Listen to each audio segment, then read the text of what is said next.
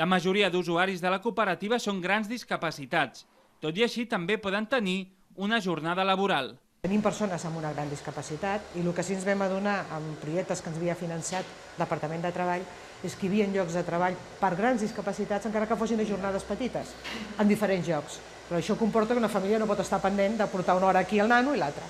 Llavors ens diuen, doncs fem una cosa, generem negoci propi nosaltres, on es formin els nostres xavals en treball real, que serà més fàcil d'inserir-los, després amb altres empreses, i els donarem ocupació totes aquestes hores que no estan a fora. Per tant, vam decidir muntar línies de negoci. En aquesta línia, la cooperativa de Santa Eulàlia es fan les paneres de Nadal de l'Ajuntament de Caldes. Entre 6 i 10 persones hi treballen durant 2 mesos, juntament amb els seus monitors. La cooperativa de Santa Eulàlia té una 50ena de socis i atén a 140 persones cada any. Segons les dades facilitades per l'entitat, 24 persones participen en projectes d'inserció. En Joan Fabra, amb 23 anys, n'és un exemple. Té el carnet de monitor en activitats de lleure infantil i juvenil que expedeix la Secretaria de Joventut de la Generalitat. Pues estic de formació pel matí i per la tarda estic de contracte a la furgoneta perquè tinc el títol de monitor. En Joan ajuda els nens, prepara les activitats i els ajuda a donar de menjar. Li agraden els infants i que la feina s'adapti a les seves necessitats l'ajuda a fer-ho bé. Abans de formar-se a la cooperativa no volia estudiar. Ara, en canvi, busca feina de monitor de menjador, tot i que no és fàcil. M'està costant molt. Sí? Per què et costa? Perquè vaig a micar i a les rodes. D'altra banda, la cooperativa ha obert un negoci de rentat de gossos. Donen feina a 2 persones amb discapacitat, amb més d'un monitor i una administrativa. El comerç ofereix preus assequibles i ha creat relacions de cooperació amb l'empresa Lidoc de Caldes de Montbui. En només 16 anys, el Cristian Porres ha iniciat el seu camí laboral en aquest negoci.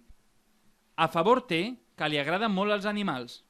Lavo perros, bueno, los peino, los seco y todo eso. Y bueno, bueno, estoy aquí de práctica y eso, pero ahora ya me quedaré aquí a trabajar con el Jordi. El Jordi Balasc és el monitor de la perruqueria canina. Treballa a la residència canina Lidoc i col·labora amb la cooperativa de Santa Eulàlia. El Cristian forma part d'un grup de treball amb un altre company que també té una discapacitat.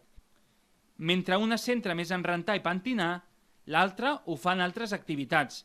Els 2 treballadors es complementen. D'alguna manera, els 2 es complementen i fan una feina, jo podria dir que l'altre dia vam fer una valoració de capacitat de feina i poden fer la feina d'un perruquer professional, com diguéssim, entre els 2, no?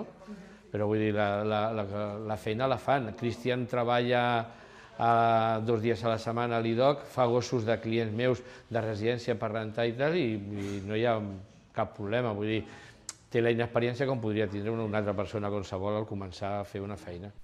El treball i la relació amb animals no només és explorada per la cooperativa Pindep, i és que, segons asseguren, tractar amb animals és terapèuticament positiu per les persones amb discapacitat intel·lectual o amb trastorns mentals.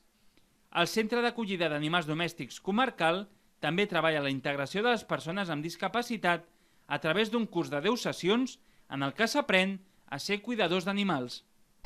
Mentre, concretament, el que estem fent és un taller de cuidador d'animals, que consisteix en 10 sessions de 3 hores, i llavors el que fem és que una persona del nostre centre, una ATB en aquest cas, explica als nois les tasques que s'han de dur a terme amb els animals.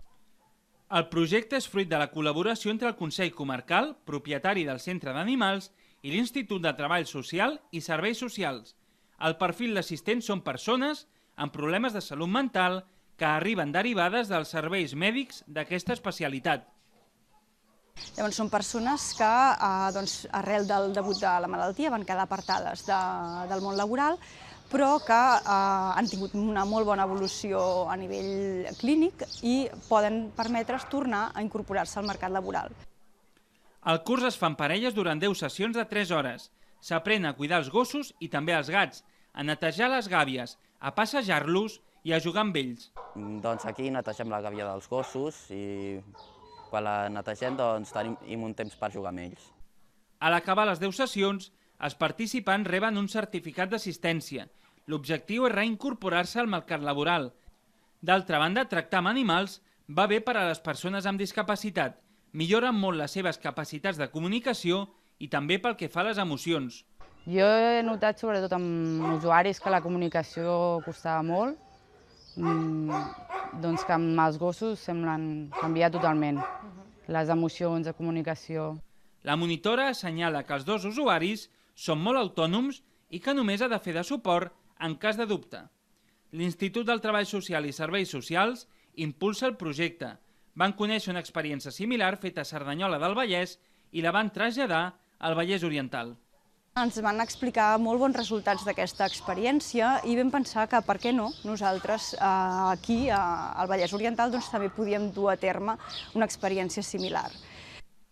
El Centre d'Acollida d'Animals Domèstics té contractades 2 persones amb discapacitat, una amb discapacitat intel·lectual i la segona amb un trastorn mental. I és que el principal objectiu del centre d'acollida és curar i promoure l'adopció d'animals, però també té una vessant social.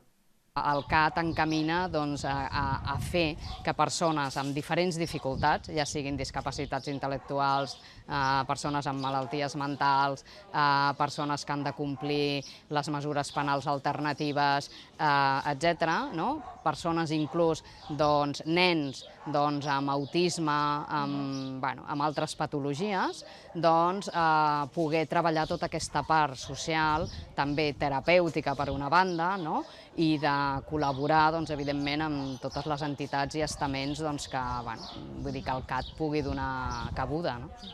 El centre d'acollida té com a línia de treball la incorporació al mercat laboral de persones discapacitades.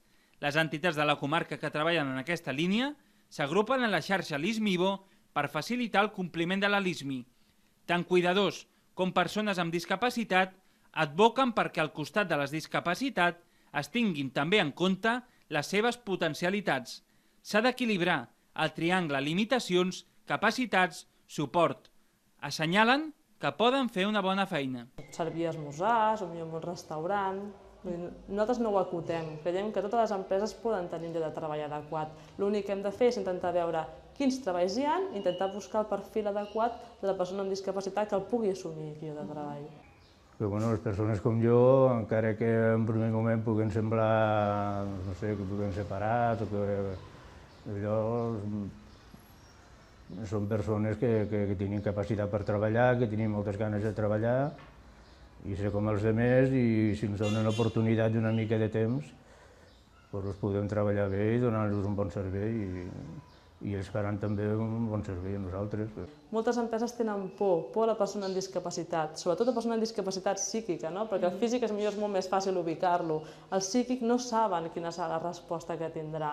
Per això hi ha molta, que nosaltres diem, la creença de que no poden funcionar adequadament, de que faran coses millor que no toquen, i en el fons els demostrem que no és així. Som optimistes i positius perquè entenem que cada vegada les empreses la clàusula de la responsabilitat social els hi va sonant cada vegada més. Ja veiem que quan parlem amb una empresa ja no els hi ve de nou. Ja no els hi ve de nou el tema del compliment de la LISMI, no els hi ve de nou la responsabilitat social, però hem de continuar treballant i insistint molt en aquest sentit. Encara estem lluny del que seria desitjable.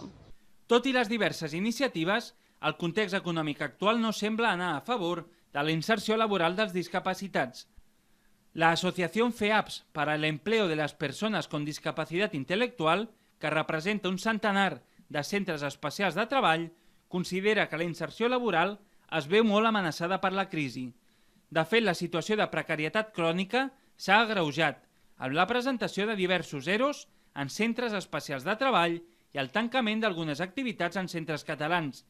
En aquest sentit, demanen a l'administració mesures per assegurar els llocs de treball, perquè quan una persona amb discapacitat troba una feina, dona un pas endavant molt important, gairebé definitiu, per exercir els seus drets de ciutadania i sentir-se integrat en la societat.